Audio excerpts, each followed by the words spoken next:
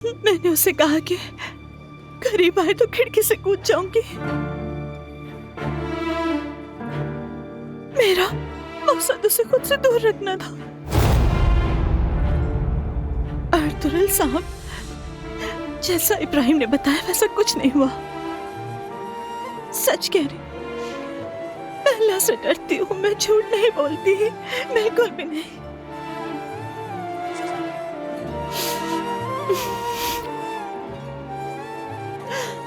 यकीन कीजिए अर्तुगरुल साहब, यकीन कीजिए मेरा।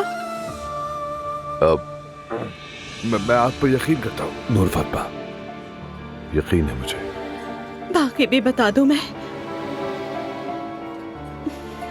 जब मैंने आंख खोली तो मैं अस्पताल में थी।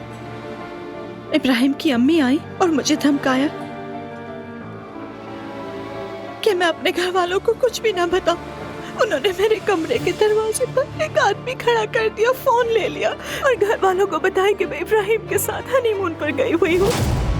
ये नाकाबिले यकीन है। यानी तुम्हारे वालिद उन लोगों को कितने अरसे से जानते थे और वो लोग ऐसे निकले?